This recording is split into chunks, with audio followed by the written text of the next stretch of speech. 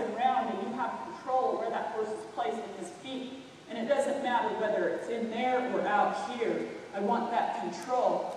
Because if you get out there and you don't have that control, you're not going to have it when you get in closer either. So it's very, very important that when you're riding these horses, even if you come out here, you get that horse collected and driving on his hip again, because when they get in tight, they get kind of bound up on their front ends.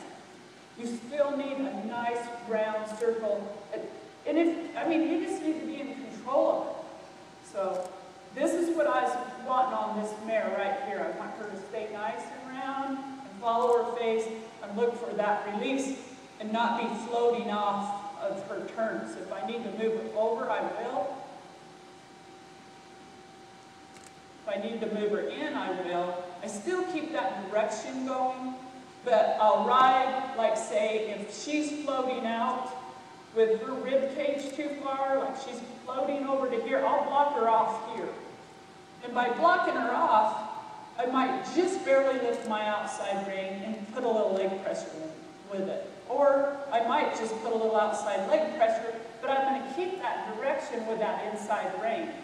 Basically, all that is a direction, because I'm riding her hip through here. So this is just my direction. If I need to reposition her there, I did. All I did was lift my rein.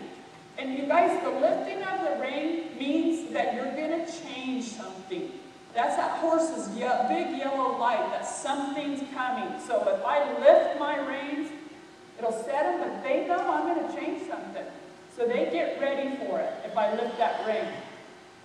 So I'm lifting, setting, and then I'm going to go, okay, move that shoulder over. But she knew, because I lifted, that I was going to ask her for something else. And that's where that slow work comes into play. That's where this comes in. Ho, separate. Okay, now I'm going to push you off into that diagonal. But she was prepared for something to change because she's used to it. Because that's how I've been riding her, okay? Now if I just did that, get off horse, and I separated her. But if I just come in here and didn't give her any warning, she's not going to be as prepared to change for me. And I'll do it again. I'll just come up into here from that second barrel, and I'm going to go, okay, here. See what I got? I never got her front end lifted, so my turn went to, it just fell apart, didn't it? And it's because all I did change was I didn't lift her to give her that warning that something's going to happen now. Now I have complete control of her shoulder. And all I did was lift my hand to get that control versus come up here and just go, okay, horse, turn, turn. Now I've lost it. I've lost all my control because I didn't separate her. And that goes with whatever speed you're at. When I'm on my horses and I go up in here and I lift my hand, they'll bury up if I keep my hand up. And then I have control of how I turn that barrel. If they get to crowd me, I'll just come in here and just stick them in the ground with my hands up here straight. Because it takes their anticipation. It keeps them from floating out. It keeps them from dropping in. So once I do that, like if I run up here and stick this horse with my hands up, then I have total control of how I go through the turn.